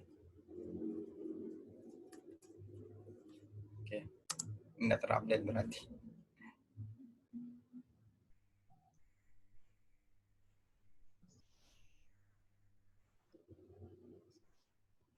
Oke, nggak apa-apa Bu Irma, silakan sambil pelayanan ya. Bapak Ibu kalau ada ininya nggak apa-apa ya, silakan aja kita ini. Ya, karena Bapak Ibu kan masih saya tahu dari ahli jenjang itu adalah betul-betul padat ya. Jadi ada beberapa tahun selama saya mengajar di ahli jenjang itu betul ya. Itu adalah mahasiswanya karena adalah rata-rata pegawai itu pasti padat jadwalnya, pasti sibuk ya. Silakan aja.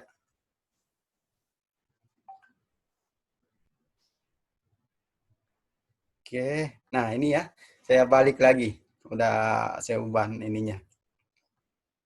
Tadi itu data yang lama kayaknya nih. Jadi seorang dokter mengobati 5 penderita TB dengan INH yang selama 6 bulan. Ya. Nah, semua penderita memiliki penyakit yang sama ya, sama beratnya dan punya peluang sembuh yang sama. Berapa besar peluang penderita kedua atau kelima untuk sembuh? Ya. Jadi peluangnya untuk kedua atau kelima, karena di sini adalah jumlahnya 5, berarti adalah kemungkinan yang paling besar adalah 5 ya, Bapak Ibu ya. Oke, berarti totalnya kan 5 nih.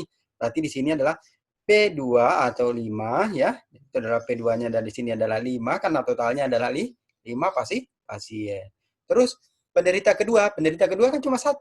Penderita kelima juga cuma 1 kan? Kan 5 orangnya. Penderita 1, penderita kedua 2, 1, penderita ketiga 1. Ya, dan seterusnya. Seperti itu jadinya dia P2 di sini adalah 1 per 5 ditambah P5-nya di sini juga 1 berarti 1 per 5. Jadinya itu adalah 2 per 5 atau 0,4 ya. Seperti itu Bapak Ibu. 2 per 5 kan 0,4 ya. Paham di sini? Paham? Paham ya Bapak Ibu ya? Pak, ini pakai rumus yang mutually eksklusif ya, Pak? Iya. Jadi ini tinggal diinikan aja dia, tinggal ditambah ini aja. Ini peluang keseluruhan ini tinggal dimasukkan aja, ditambah. Nah. Iya. Oke. Seperti itu ya. Bu Juliana ya. Seperti itu ya. Pak. Ya, silakan. Saya itu sebenarnya bingung ini. Kan tadi itu ada P komplemen A, ada yang mutually eksklusif sama non mutually eksklusif. Jadi itu kapan kita pakai yang mutually, kapan pakai yang non mutually atau yang komplemen gitu, atau dipakai semua gitu? Enggak, jadi gini. Kalau dia P komplement A, itu kalau kita mau mengetahui peluang tidak terjadinya A. Itu. Kira-kira berapa sih kemungkinan tidak terjadinya A ini? Berapa sih kira-kira peluangnya tidak terjadi A? Iya kan ya? Nah, itu. Ya.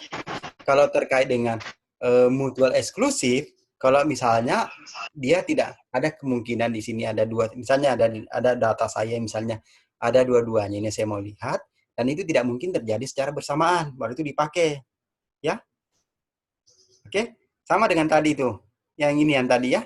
Oke? Nah, kalau misalnya non mutual ini kalau dia bisa terjadi bisa satu hal itu bisa terjadi dua. Seperti itu dia bisa terjadi bersamaan. Itu baru dipakai. Gitu. Gimana? Masih ini, masih Juliana gimana? Mungkin lihat contoh-contoh kasus. Contoh-contohnya ya. Oke. Oke, nggak sampai ini. Ya, nggak sampai seribet-ribetnya. Nanti gini aja, kalau gitu. Nanti kan materinya ini saya share ya, sebentar saya selesai kitab ini, kuliah, saya akan share ke Bapak Ibu semua.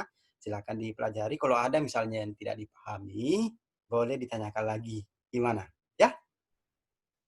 Bisa? Bisa, Pak. Oke. Saya terbuka kok. Silakan aja. Bapak Ibu kan ada yang sudah menghubungi saya ya. Yang menghubungi saya tadi pagi siapa itu? Siapa tadi yang si ininya? Si pennya?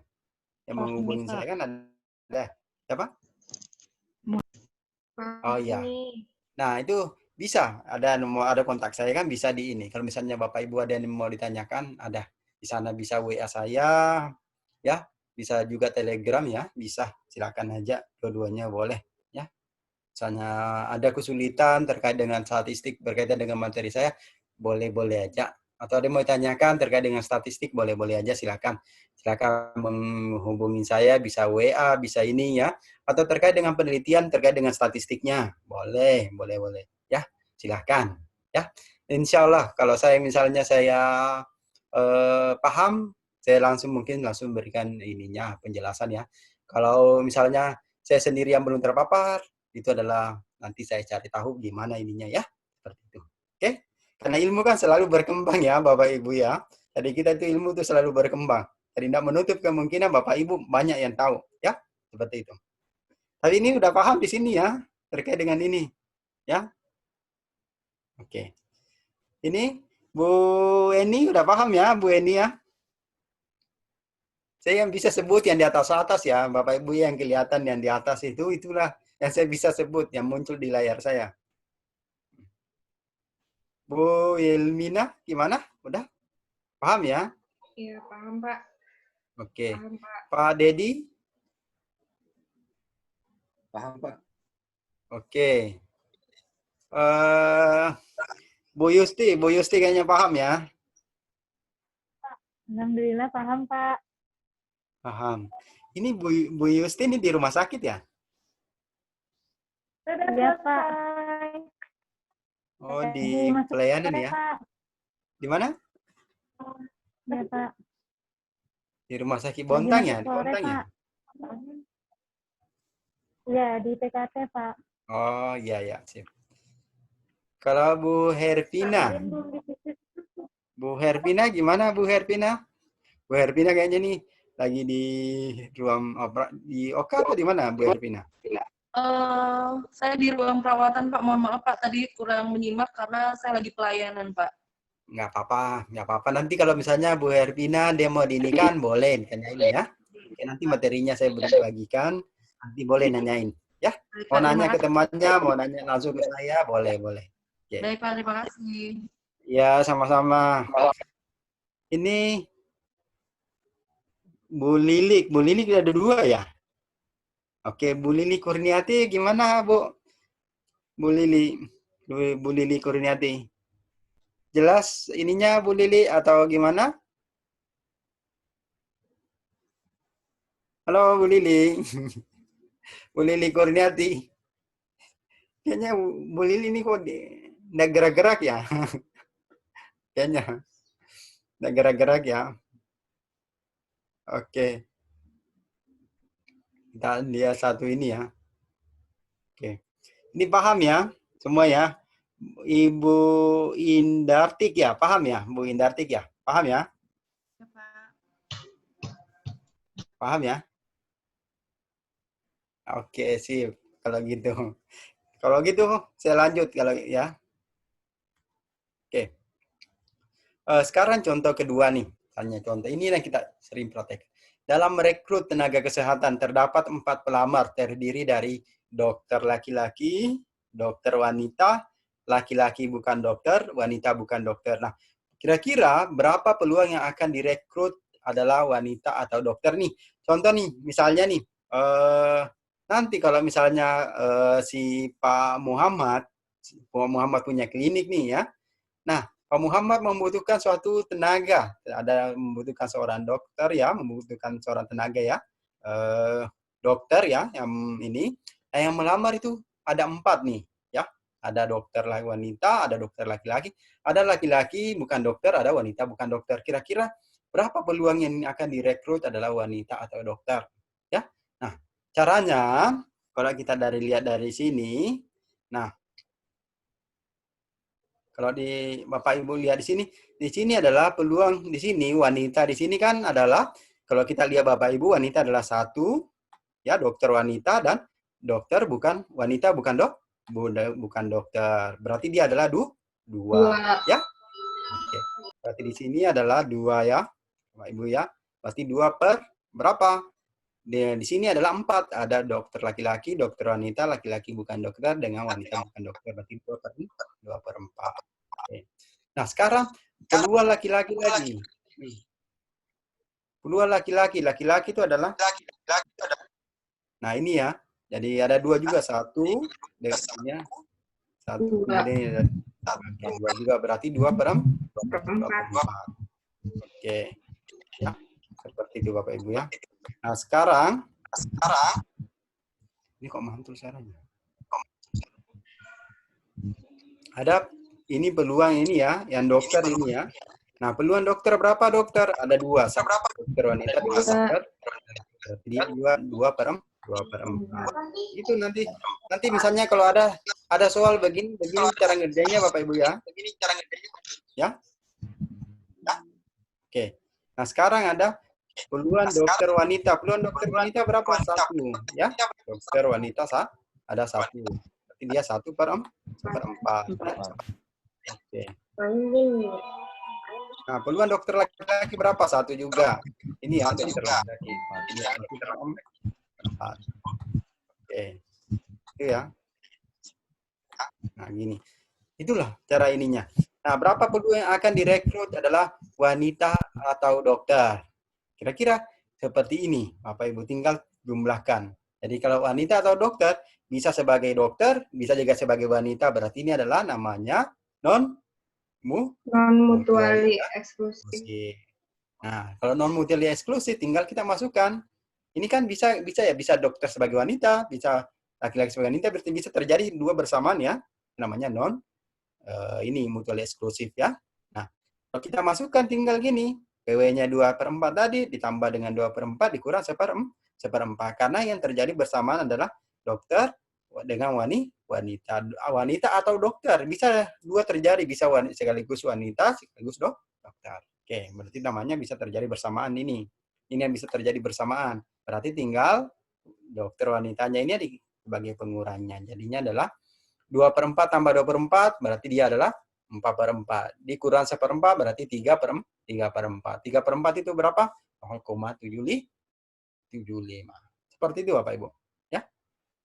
Berarti di sini adalah 3 per 4 itu ya. Jadi 3 per 4 itu sama dengan ini. 0,75 ya. Oke, kalau kita bagi, ini pasti hasilnya seperti ini. Ya. Oke. Paham sampai sini Bapak Ibu? Paham?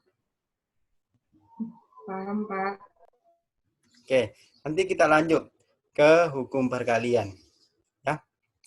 Nah, kejadian tidak saling berkaitan antara satu sama lain. Sama ya, Pak Ibu ya. Kemudian ada ini ya. Jadi kalau di perkalian ada probabilitas ini, probabilitas marginal dikali dengan probabilitas marginal, itu pasti hasilnya adalah probabilitas join ini. Ya, Bapak Ibu, kalau Bapak Ibu misalnya tidak saling berkaitan ya, yang satu sama lain. Misalnya nih, kalau dia bisa terjadi bersama masuknya itu independen, itu bisa terjadi secara bersamaan. Misalnya nih, kalau dihukum perkalian, kalau dia golongan darah probabilitas laki-laki, ini laki-laki berarti ya, dengan probabilitas golongan darah O, berarti kalau misalnya di sini laki-laki 0,5, nah kalau dia ininya golongan darah O 0,42, nah itu sama dengan probabilitas join. Nah kalau probabilitas joinnya adalah yang ini, Bapak Ibu, yang joinnya itu adalah laki-laki sekaligus, kalau Bapak Ibu lihat ini laki-laki sekaligus golongan darah O, ya, karena yang ditanyakan adalah golongan darah O sekaligus laki-laki. Tanpa Bapak Ibu cari dengan menghitung ini, pasti dapat juga adalah hasilnya adalah 0,21. Kalau Ibu pakai kalkulator sekarang menghitung 0,5 dikali 0,42, itu hasilnya 0,21 pastinya. Sama dengan meskipun kita tidak menghitung ini, itu tinggal melihat di sini, ini yang namanya ini adalah probabilitas joinnya, itu pasti hasilnya juga ini, sama. Ya, itu namanya adalah hukum perkalian. Independen ya, kejadian independen. Seperti itu Bapak Ibu. Oke? Nah, ini kalau dia non independen ya, kejadian yang saling berkaitan. Ya, contoh nih. Jadi kalau Bapak Ibu probabilitas marginal dikali probabilitas marginal itu tidak akan ketemu namanya probabilitas join. Ya, jadi kalau misalnya marginal dikali dengan marginal tidak akan ketemu dengan probabilitas join. Contoh nih, kalau Bapak Ibu yang ini probabilitas meninggal dengan BBLR. Jadi ini yang meninggal ini ya dengan BBLR ya. Itu adalah 25 per 200 ya. Itu karena 200 totalnya ya. 25 per 200. Nah, dikali dengan kalau ini adalah PBBLR-nya, PBBLR itu adalah 200 per 1000. Jadi itu tidak sama dengan probabilitas joinnya ini. Nah, kalau ini kita kan hilangkan ini ya, berarti 25 per 1000 ini tidak akan sama dengan yang join ini 25 per 1000 ini tidak akan sama. Itu yang dimaksud dengan non independen. Oke. Nah, sekarang kita masuk ke prinsip perhitungan ya dari ini. Ya. Sampai sini paham Bapak Ibu semua? Paham ya?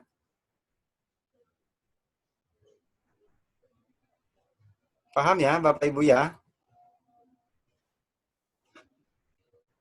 Oke, ini kayaknya tinggal sebagian yang ada kayaknya.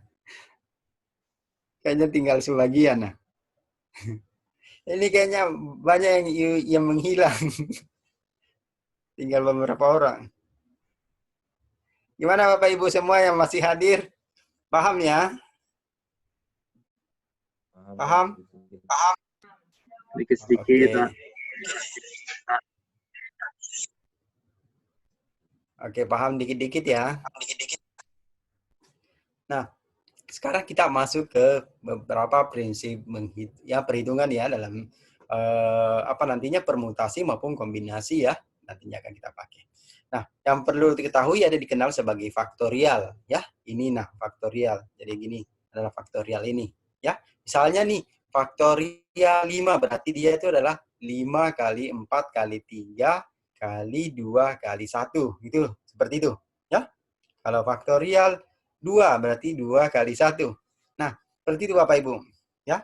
Kalau nanti ini ada yang kurang ini nanti di buku SMA-nya mungkin anaknya Bapak Ibu bisa dicek ya. Seperti itu. Kalau atau adiknya mungkin. Nah, itu pas itu seperti itu ya. Kalau bisa dilihat di buku, nggak tahu dia matematika kelas berapa ini SMA. Tapi intinya ada di matematika di SMA nih, Bapak Ibu ya. Itu terkait dengan probabilitas permutasi dengan kombinasi. Paham ya, Bapak Ibu ya? Sekarang kita ke permutasi. Nah, tapi yang di sini karena kita adalah bukan sama dengan SMA, jadi nanti mungkin di sini nantinya saya akan menyampaikan yang cara cepatnya aja ya. Cepat gimana sih cara mengetahui seperti ini kalau dia namanya permutasi dengan kombinasi, di mana aplikasinya? Mungkin seperti itu nantinya.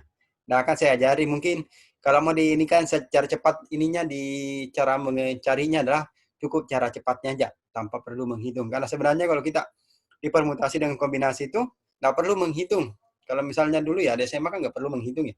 Langsung aja bisa dilihat, oh gini, gini, gini. Itu ya. Seperti itu ya. Nah ini, kalau permutasi Bapak Ibu ini ya, namanya, apa namanya, permutasi itu adalah, itu ininya, lambangnya Bapak Ibu ya. Seperti itu. Nah, kuncinya di sini kalau dia permutasi itu adalah dia memperhatikan urutan. Itu aja kuncinya.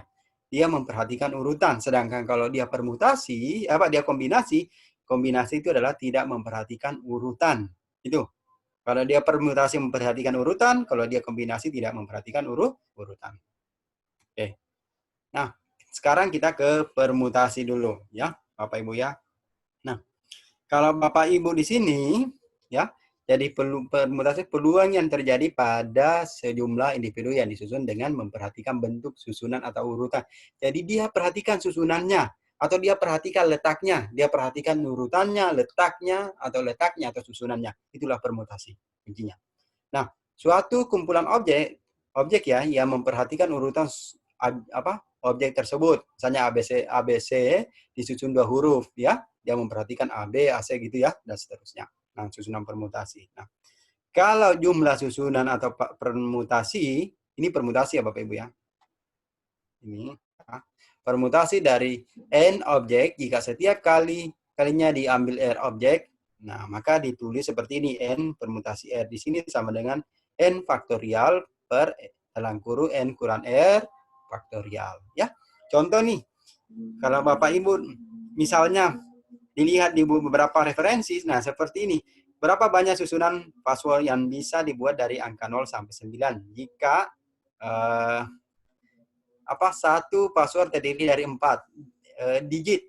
Nah, kita lihat jumlahnya berapa, 0 sampai 9 berarti ada 10 ya. Kita menghitung dari 0 sampai 9 itu berarti ada jumlahnya adalah n-nya adalah 10. Nah, terus berapa?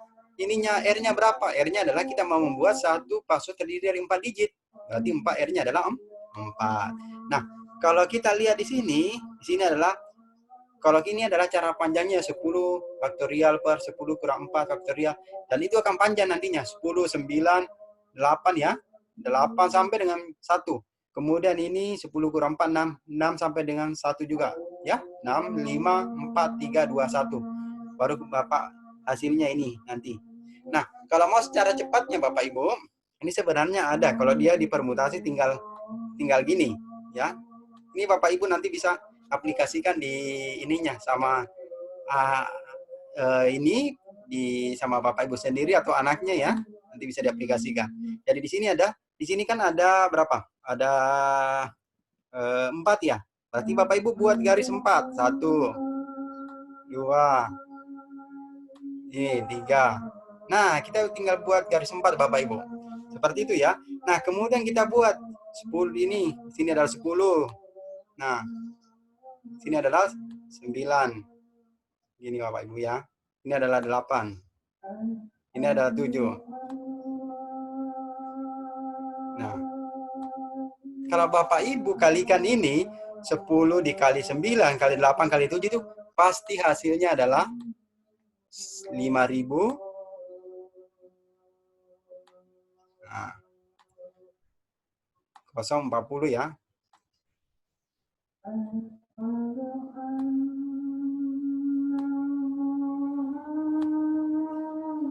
Nah, seperti ini Bapak Ibu.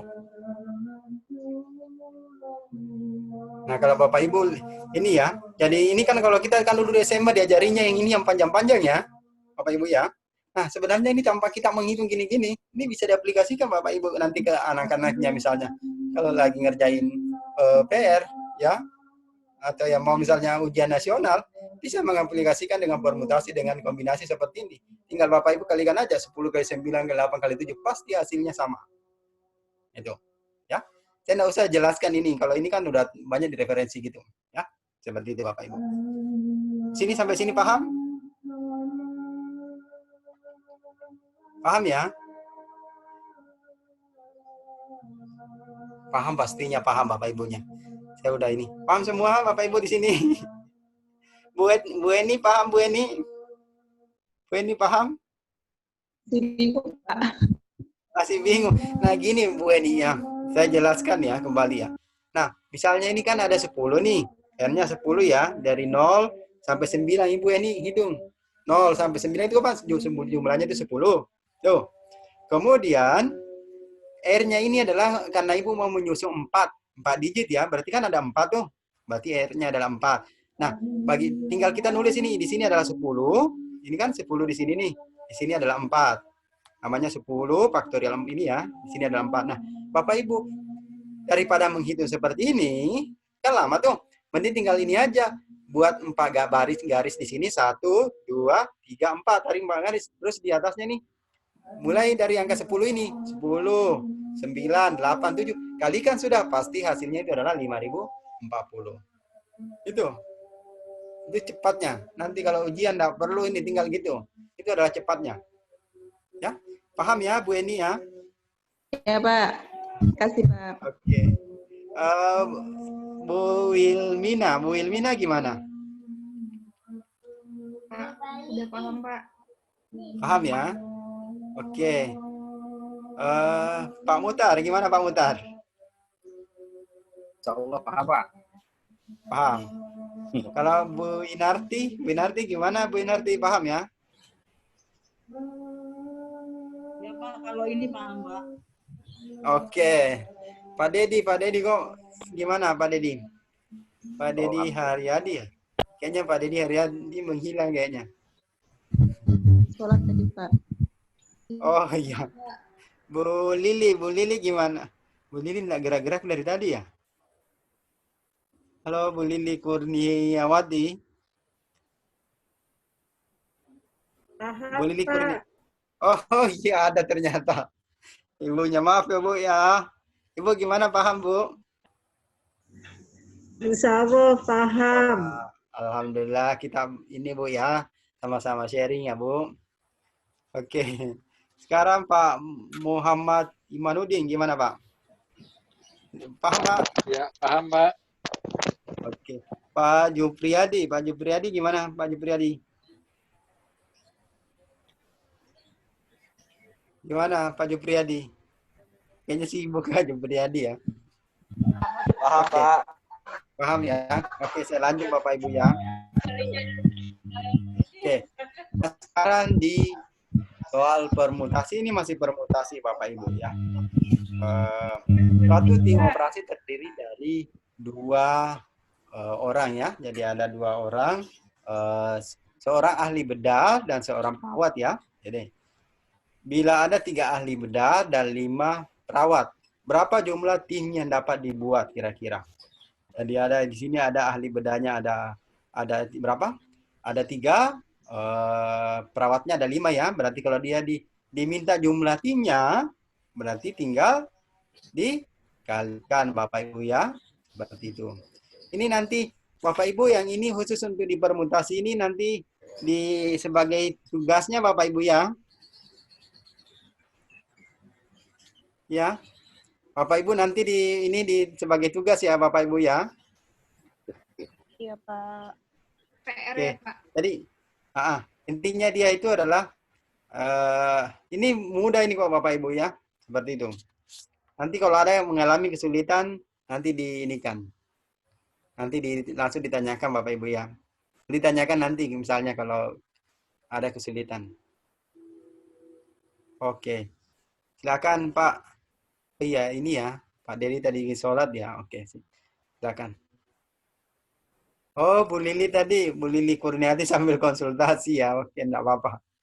Silakan aja, Bu. Oke, sekarang kita lanjut ya.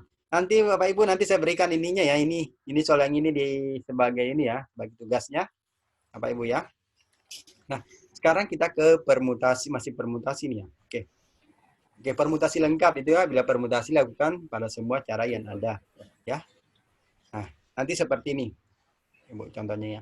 Nah, bila di rumah sakit terdapat 5 pasien yang akan dioperasi setiap hari, tetapi kemampuan melakukan operasi hanya 3 pasien, maka permutasinya adalah seperti ini, ya, 5 P3, ya, berarti 5 ini ya, faktorial per 5 kurang 3. Nah, atau bisa juga seperti ini Bapak Ibu ya. 5, nah seperti ini ya. Bapak Ibu kalau mau cepatnya seperti ini, 5P di sini ya, faktorial ini ya. Permutasi ya, maaf, permutasi. Di sini adalah 3. Nah, di sini adalah sama dengan Aku kuliah. Nah, di sini dibuat seperti ini.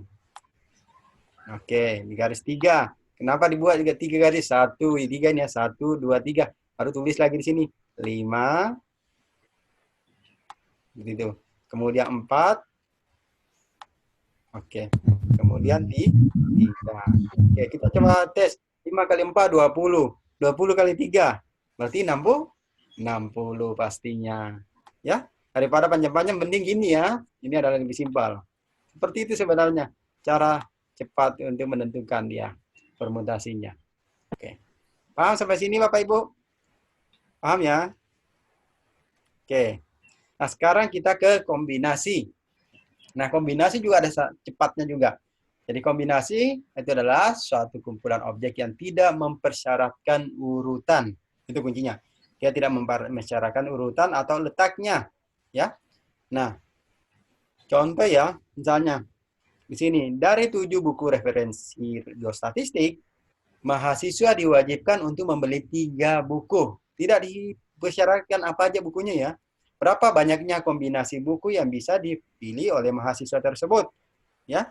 Nah, kalau seperti ini kan ada 7 nih kombinasinya nih, ya. Berarti dia adalah 7 kombinasi nih ya, Bapak Ibu ya. 7 kombinasi 3. Oke. Kelihatan Bapak Ibu ya? Sama dengan di sini tinggal kita tarik lagi 3 baris. 1, 2, 3. Oke, seperti itu. Nah, buat lagi di sini mulai dari 7. 7. Nah, maaf ya. Apa ya 7-nya ya? Kursornya yang agak kurang ini. Kurang sensitif. 7, 6. Oke. Kemudian 5. Hah? Nah, terus bedanya dengan permutasi tadi. Kalau ini kita buat lagi di sini. 1. Nah, 2. Ini adalah 3. Nah, kalau Bapak Ibu kita coret ini ya. Coret ini dengan ini. Dicoret ini adalah sisanya 2. Nah, kalau ini 2-nya dicoret lagi. Nah, habislah ininya. Berarti 7 kali 5 jadinya adalah 7 kali 5. 7 kali 5 adalah 35. Itulah cara ininya, Bapak Ibu. Dan dulu kalau kita misalnya ini, Bapak Ibu nanti yang sekarang yang ini, sekarang yang di beberapa di perguruan tinggi, begitu kita misalnya mau masuk ke perguruan tinggi, biasanya adalah diteskan adalah TPA. Jadi TPA itu adalah cara menghitung cepatnya. Ya, seperti itu Bapak Ibu. Kalau nanti Bapak Ibu kan mau melanjutkan lagi ke S2-nya, pasti akan menghadapi tes TPA-nya ya. TPA itu bagaimana kita dilatih untuk berhitung cepat. Seperti itu. Dan selain itu adalah bekal buat anak cucu kita nantinya. Gitu Bapak Ibu ya. Nah, dari 5 jenis antibiotik. Nah, ini contoh lagi. Dari 5 jenis antibiotik di pasaran ada beberapa susunan yang bisa dibuat untuk resep yang terdiri dari gabungan 3 jenis antibiotik sama seperti tadi itu. Ya. Dibuatnya seperti itu, Bapak Ibu ya. Oke. Nanti ini dikerjakan ya. Karena ininya enggak perlu saya ulang ya karena sudah ada contohnya di atas. Kira-kira berapa Bapak Ibu? Dari 5 jenis antibiotik. Nah, ada yang ada di pasaran. Ada beberapa susunan yang bisa dibuat. Berapa? 10. 10. Yang lain? Oke. Yang lain berapa? 10, Pak. 10. Semuanya 10. Nah, caranya gimana, Bapak Ibu? Bikin garis 3 dulu, Pak. Oke, bagus. Berarti udah mantap ya. Berarti kalau gitu. Sip. Nanti kalau ada gini, Bapak Ibu tidak perlu menggunakan kalkulator ya. Karena dengan sendirinya pasti ini. Ya. Itu cepat banget. Bagus, Bapak Ibu. Nah, kalau ini gimana? Seorang direktur rumah sakit mencari 2 perawat ICU. Bila ada 7 calon yang mengajukan diri, bagaimana direktur ini memilih kombinasi yang tepat dari pelamar tersebut? Nah, misalnya nih, contoh nih, misalnya Kalau Bu Siti Lestari sebagai direktur rumah sakit, ya. Nah, Bu Siti Lestari ini mencari dua perawat ICU, misalnya yang melamar di sini Pak Muhammad, ya, dengan siapa nih? Dengan Bu Vera, tapi Bu Veranya lagi kosong ya kursinya. Dengan siapa ini? Saya lihat. Misalnya Pak Muhammad yang melamar dengan ya siapa yang ada ya? Dengan Bu Lili Daya ya, misalnya gitu. Nah, gitu caranya ini. Berarti bila ada 7 calon yang mengajukan diri ya, misalnya 7 calon mengajukan diri.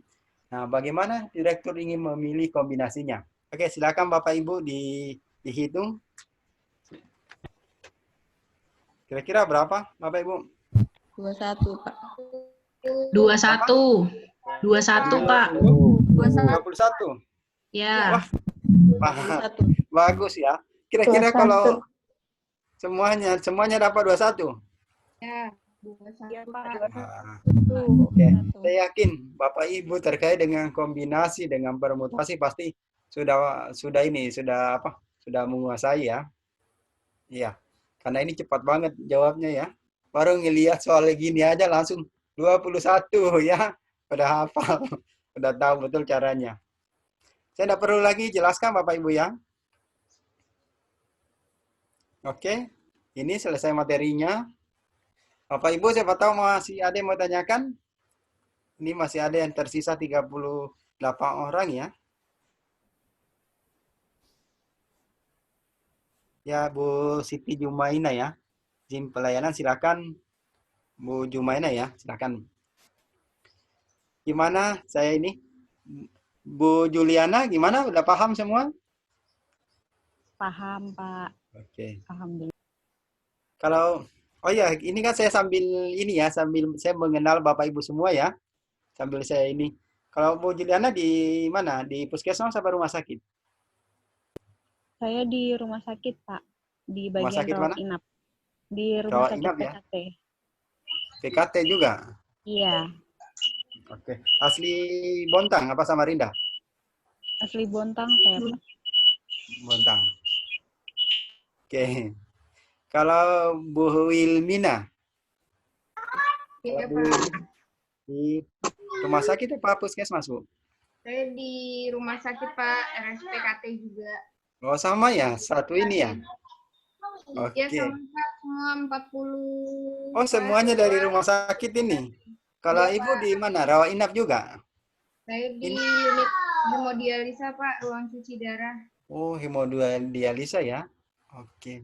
Dulu waktu D3 alumni Poltekkes juga? Iya, Poltekkes, Pak. Tahun berapa? 2009. 2009, Pak. 2009. 2009? Ya. Selesai? Wah, Iya, Pak. senior saya berarti. Senior saya. Ya. Saya masuk 2000-an juga, masuk S1. Kalau Bu Yusti lagi ini ya. Pak Mutar? Kalau Pak Mutar, Pak? Saya di Pak. Di Sangatta, Pak, tapi rumah sakit PKT Prima. Oh, sama. Di ruang apa, Pak? Bagian apa? Saya di IGD dan rawat jalan, Pak. IGD ya. Manajemen. Skillnya bagus ya, IGD. Rata-rata Bapak Ibu kan ini skillnya bagus ya. Iya, tadi tidak diragukan lagi ya. Kalau skill, pasti mantap. Tinggal teorinya aja sedikit di ini. Kalau yang ahli jenjang itu tinggal teorinya aja dikit. Pada dasarnya Bapak Ibu kan udah paham ya, pada dasarnya. Apalagi kondisi di lapangan. Kalau Pak Mutar ini alumni Poltekkes juga? Pak, saya diimpor dari Jawa, Pak. Dari mana?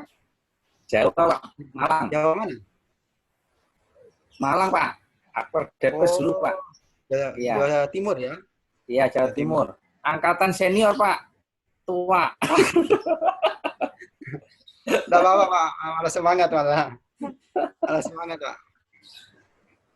Iya, malah semangat. Kalau Bu Eni?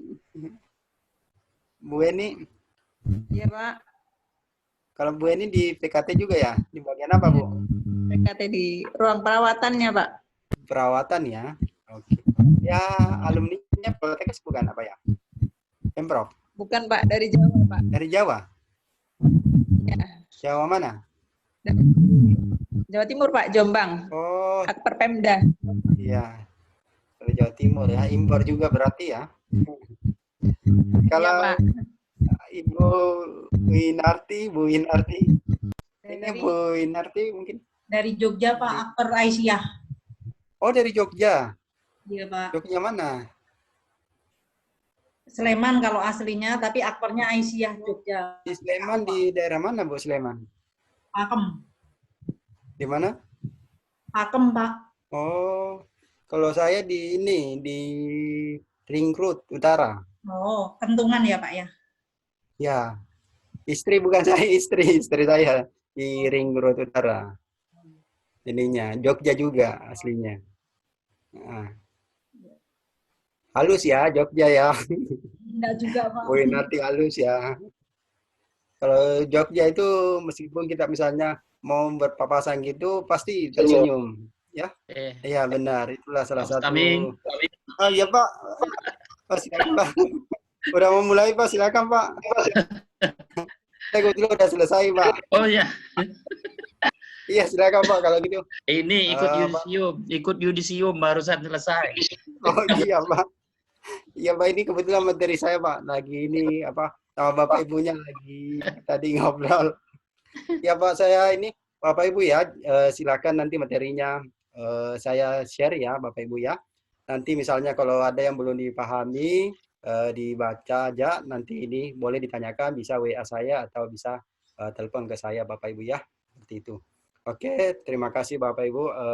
Mungkin nanti selanjutnya sama Pak Lamri ya Pak ya. Ya. Oke, silakan Pak. Baik. Suara saya jelas Pak Mos? Jelas Pak. Oke, Bapak Ibu sekalian. Suara saya? Jelas Pak. Alhamdulillah. Baik Pak Ustadz Aming, terima kasih banyak. Terima kasih Pak. Sukses semua. Iya Pak.